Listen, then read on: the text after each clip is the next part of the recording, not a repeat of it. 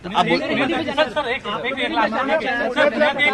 अपघात घडला, ज्या लहान अल्पवयीन मुलाला पोरशी गाडी चालवली, तिनं संपूर्ण यंत्रणा त्याला वाचवण्याचा प्रयत्न करत होती. पोलीस आयुक्त पुण्याचे त्यांना बडतर्फ केलं पाहिजे ताबडतोब.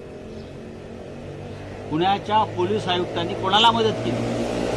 2 निष्पाप जीवांचे बळी गेले आणि एक माजोरड्या दारुडा असा तरुण मुलगा जो बिल्डराचा मुलगा आहे तो दारू पिताना दिसतोय बारमध्ये, व्हिडिओ आलाय आज.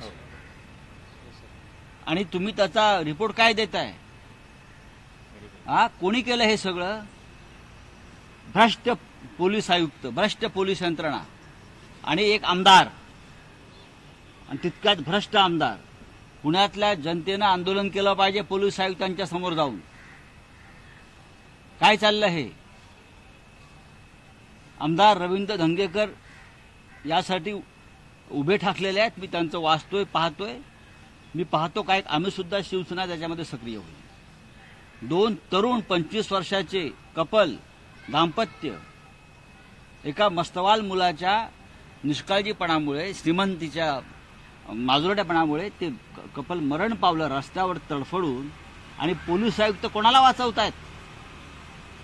कोण आहेत पोलीस आयुक्त? मला माहित नाही त्यांचं नाव कोण आहेत ते. हे अजित पवार गटाचे आमदार आहेत.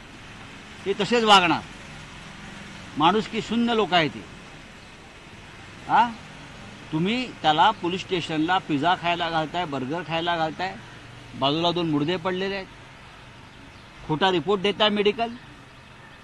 त्याच्या पालकांवर गुन्हा दाखल व्हायला पाहिजे. आणि अशा लोकांवर पुणेकरांनी सामाजिक बहिष्कार टाकला पाहिजे.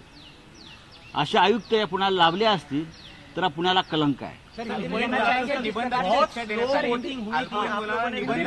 काय आहे हे? काय 2 आखे 12 सिनेमा चाललाय का?